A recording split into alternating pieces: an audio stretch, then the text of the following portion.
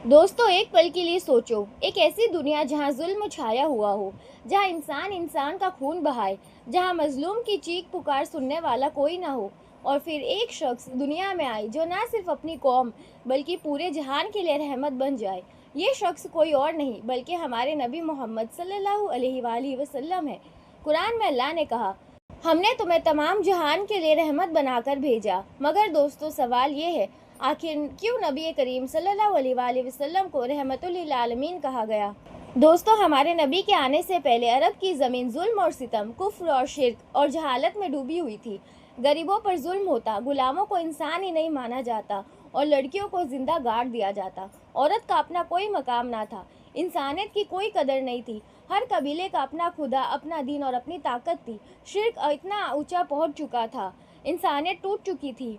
और उस वक्त अल्लाह ने नबी मोहम्मद को भेजा, एक ऐसे नबी जो इंसानियत को इकट्ठा करे, उन्हें मोहब्बत और इंसाफ का पैगाम दे और अपनी रहमत से अंधेरों को रोशन कर दे।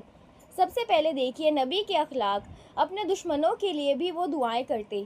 जब आप तैफ गए और लोगों ने आप पर पत्थर बरसाए, इतने कि आपके पाँव मुबारक खून से भर गए, तो फरिश्तों ने कहा, या रसूल अल्लाह, अगर आप चाहे तो हम इन लोगों को तबाह कर दें।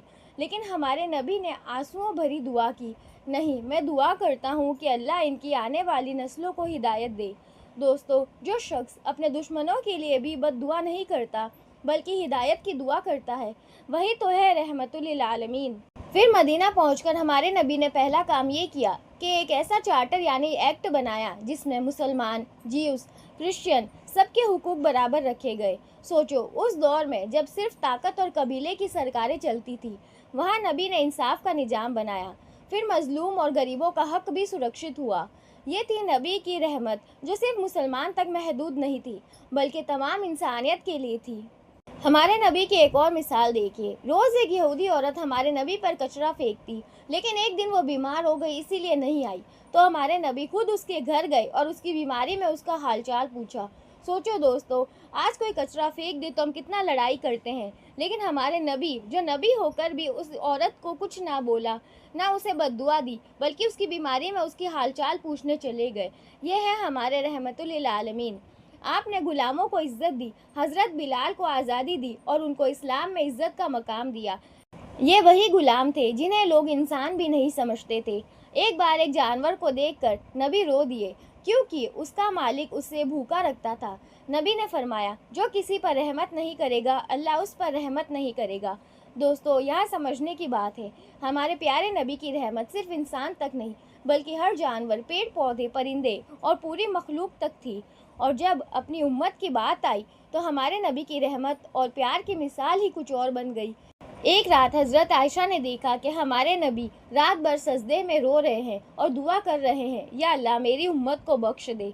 सोचो, एक नबी जो अपने दुश्मनों के लिए भी दुआ करे, वो अपनी उम्मत के लिए कितना प्यार रखते होंगे, कितनी दुआएं करते होंगे।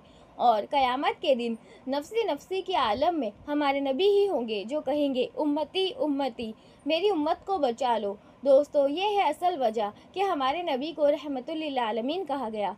आज की दुनिया में जब नफ़रत फैल रही है, इंसान इंसान का खून बहा रहा है, जालिम मजलूम पर जुल्म करता है, तब हमें फिर से नबी की रहमत वाली ज़िंदगी को अपनाना होगा। मोहब्बत, इंसाफ और अमन का पैगाम देना होगा, क्योंकि जब तक हम नबी की रहमत को अपनी ज़िंदगी का हिस्सा नहीं बनाएंगे, हम अपने आप को उनकी उम्मत कहने का हक कैसे रखते हैं। दोस्तों, आज की वीडियो ये है कि अगर आपको लगता है कि दुनिया को सुकून की ज़रूरत है, जालिम को रोकने की ज़रूरत है और मोहब्बत फैलाने की ज़रूरत है, तो हमें नबी की रहमत वाली ज़िंदगी को फॉलो करना होगा। अगर आपको ये वीडियो पसंद आई हो तो इसे लाइक, शेयर और कमेंट ज़रूर करें। साथ ही इस चैनल को सब्सक्राइब करना ना भूलें।